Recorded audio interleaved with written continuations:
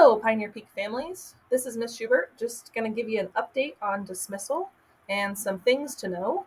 If you're a new parent to our building, this will be a great video for you just to learn all the tips and tricks with how we do drop off in the morning and dismissal in the afternoon. If you're a parent that has been here for a while, please make sure you watch it as well, just because things have changed a little bit from last year. This year we are using a new app for dismissal called PikMyKid. There is an app for it. But before we get into the nitty-gritty of it, I just wanted to say a big thank you. I know that the first couple days we've gone through some changes and some growing pains, but I just really appreciate all of your patience and your kindness as we're trying to get your kids out to you. And hopefully every single day we'll just get a little bit faster.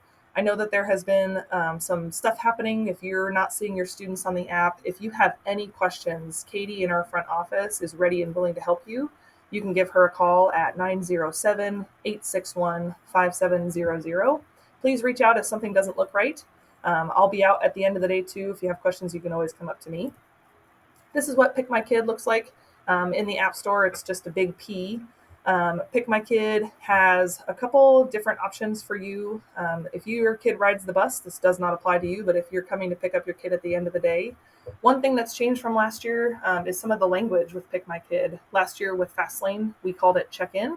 But this year, please make sure that when you're in the app, the icon's at the bottom. The one that you're going to want to press to announce your arrival is actually called Pickup. Pickup is the icon that you want to click on. And then there should be a green button that says announce. And you can announce for multiple kids if you have them.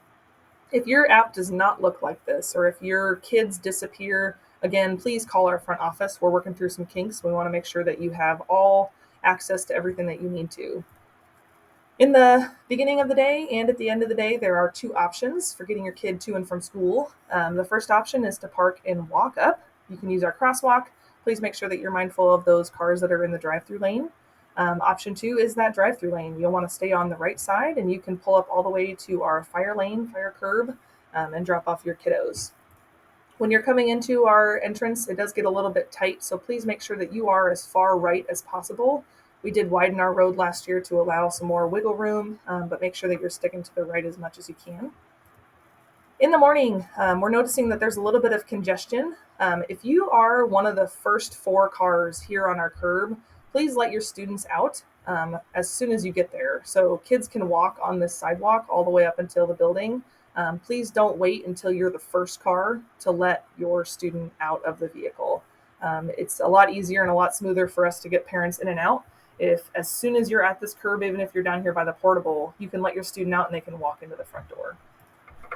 Something that causes us problems, especially once we get into wintertime, is that our entrance is only 2 lanes. It's not 3. If you are a park and walk up parent, please make sure that you don't cut around the traffic until you get to this exit only sign. At this point, you'll see parents waiting in the far right for drive-through, but we do have cars exiting here. Make sure that you wait until this point to cut around to the left and head into our parking lot. Also really important that we don't block our bus loop entrance. That is right here. So if you're waiting, make sure that you don't pull in front of this so those buses can get out and get on their way. If you're here early for pickup at the end of the day, please make sure that you stop down here at the bottom of our parking lot. We want to keep our fire lane clear until 3:35. You can stay down here, and then once 3:35 hits, you'll be able to announce and go ahead and pull forward. It's really important also that we have this corner is our announce area. So if you hit the announce button and you're still on the road coming to school, your kid's going to be waiting outside for a long time. It doesn't make a big difference if you hit announce when you're in the parking lot or if you're on the road, except for your child has to wait outside and it's a little harder for us to keep an eye on them. Please do not hit the announce button until you are turning into our parking lot right here. Just saves us a lot of headache to make sure that your kid stays inside the building and safe and warm as long as possible. If you're walking up to the flagpole to pick up your students, the person that you can go to for any questions or any help is Miss Bishop. She is always in her pink vest and standing out there with her iPad.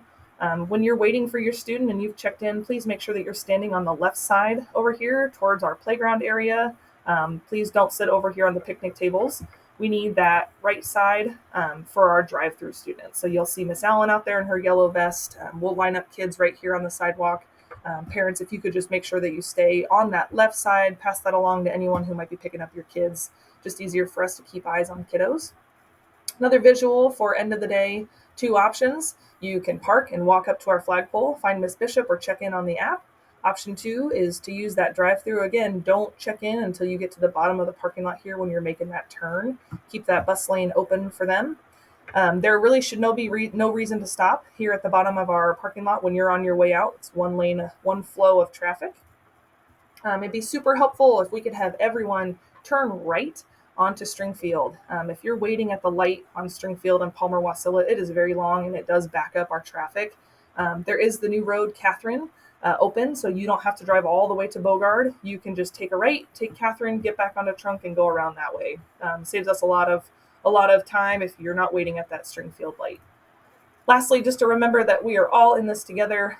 My team is working as hard as we can to make sure this goes as streamlined as possible and to get your kids out the door and here at school as quickly as possible.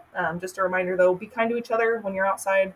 Our parking lot can be a little bit tight, so make sure when you're opening car doors or if you're pulling in that you're watching the vehicles and people around you. If you have any questions, please feel free to reach out to our office, reach out to me. We are happy to help you with anything that you might need. Thank you.